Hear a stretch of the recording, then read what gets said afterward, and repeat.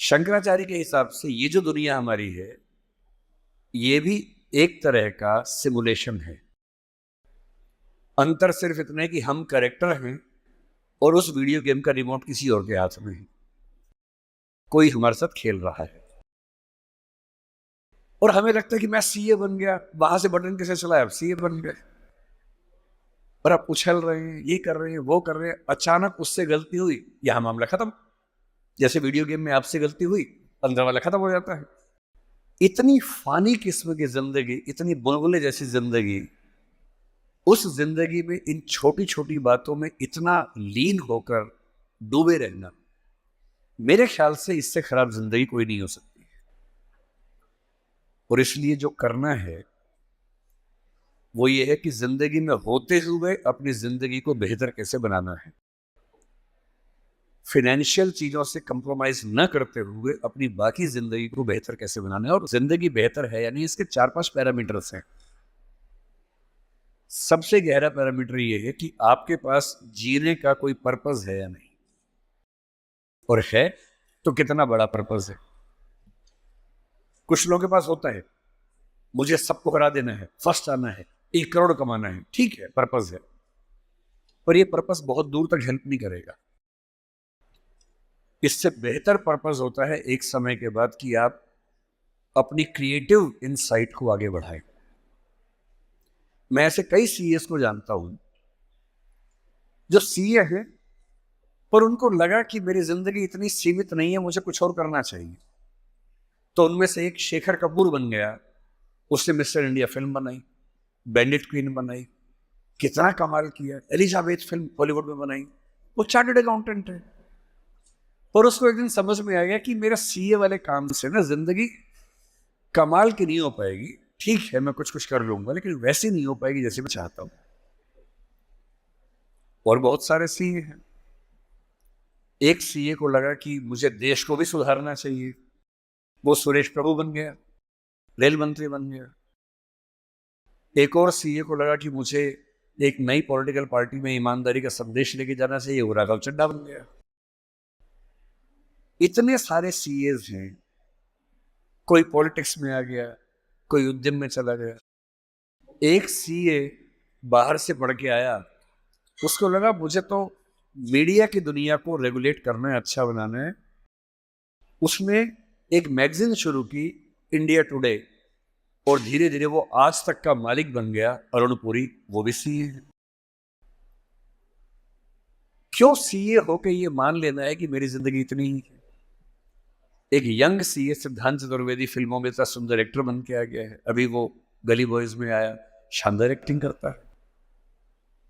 एक सीए को लगा कि मुझे केवल अकाउंटिंग नहीं करनी है, मुझे तो कुछ बड़ा काम करना, स्टार्टअप करना है, वो मोतीलाल ओसवाल बन गया। इतने बड़े बड़े सीए, कुमार मंगलम बिरला एक सीए है और सीए से पूरा साम्राज्य खड़ा कर दिया। एक सीए को लगा ये सब छोटा है, मुझे देश के लिए काम करना है, देश के लिए मर मिटना है। और आज से 2 महीने पहले उसने देश के लिए अपनी जिंदगी बलिदान कर दी। कर्नल मनप्रीत सिंह, जो कि सीए थे, वो भी चार्टर्ड अकाउंटेंट था।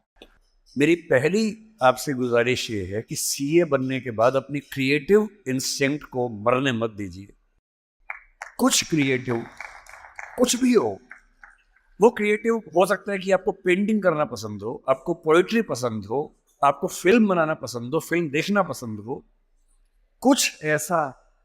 क्योंकि जो क्रिएटिव नहीं है, कई थिंकर्स कहते हैं कि जानवरों के पास जो 5 सेंसेस होती हैं, मतलब सबके पास नहीं, लेकिन जैसे गधे के पास है, गाय के पास है, भैंस के पास है, 5 सेंसेस हैं। हमारे पास 5 सेंसेस हैं। तो वो कौन सी चीज है जो मनुष्य को उनसे अलग करती है? तो वो क्रिएटिव सेंस है। और जिसने अपनी क्रिएटिविटी को ही मार दिया, फिर वो तो एक मशीन है, फिर काहे का इंसान है। इसलिए मेरी पहली गुजारिश आप सबसे ये है कि सीए होते हुए कुछ ऐसा क्रिएटिव शौक पाल लीजिए कि दिन में 1 घंटा मस्ती से गुजार सकें उसमें। वो कुछ भी हो, फिल्म देखने से लेकर कविता लिखने तक, पेंटिंग करने तक, कुछ भी हो। गाना हो, गाना सीखिए, सिंगिंग सीखिए, इस उम्र में सीखिए, तबला बजाना सीखिए, हारमोनियम सीखिए, गिटार सीखिए। कुछ ऐसा जो करते हुए डूब जाने का मन करे, बस कुआं खोदना मत सीखना, उसमें डूब गए तो मुश्किल हो जाएगा। बाकी कुछ भी जिसमें आपको मजा आता हो सीखिए। दूसरा, एक ऐसा पर्पस जीवन में रखा, बेशक इतना सा पर्पस हो, जैसे आपके लिए सबसे आसान क्या है, अपने आसपास 2 4 5 लोगों को सिर्फ इतना समझा दीजिए कि फाइनेंशियल विजडम जीवन में कैसे काम करती है, अपने पैसे का इस्तेमाल कैसे करना है, पैसा कमा के कैसे सेव करना है, कैसे इन्वेस्ट करना है, क्योंकि उस मामले में आपका मुकाबला कोई कर नहीं पाएगा।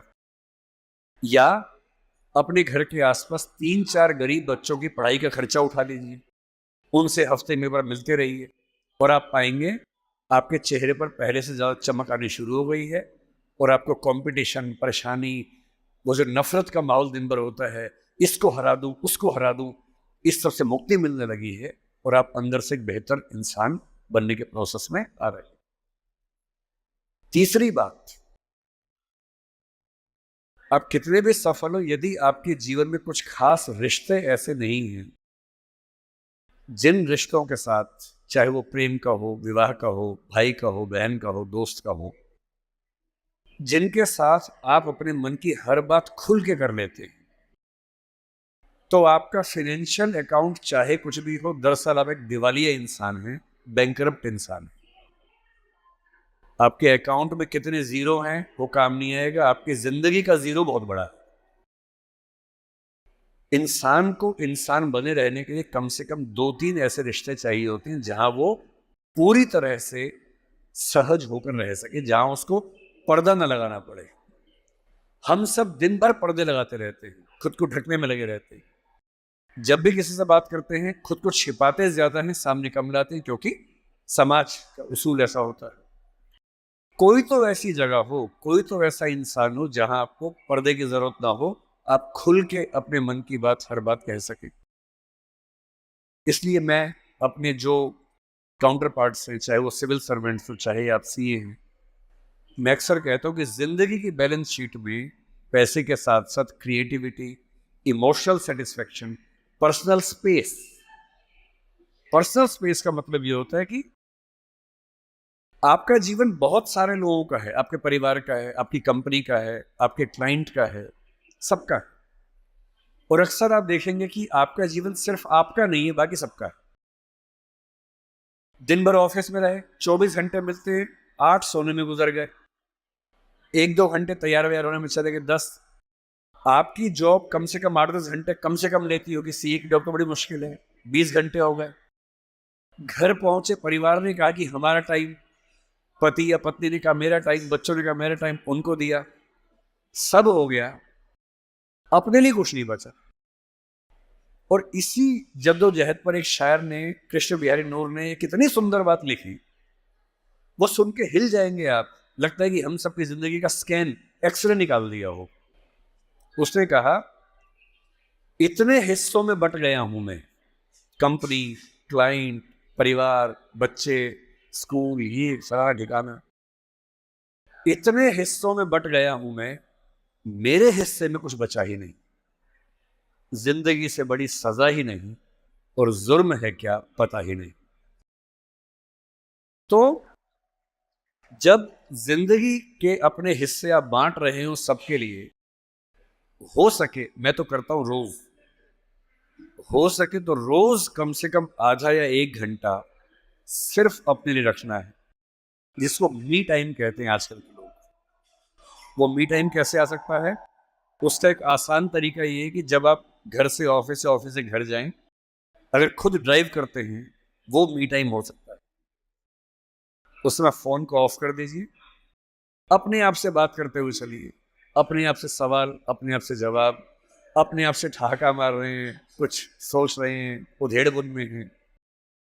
अगर वो नहीं मिलता टाइम, तो घर पे या ऑफिस में कुछ आधा घंटा निकालिए, कागज पेन लेके बैठिए, कुछ पॉइंट्स नोट कीजिए, और रोज सोचिए कि आज का दिन मेरी जिंदगी को किस तरह से कंट्रीब्यूट करता है, अगर करता है या नहीं करता है।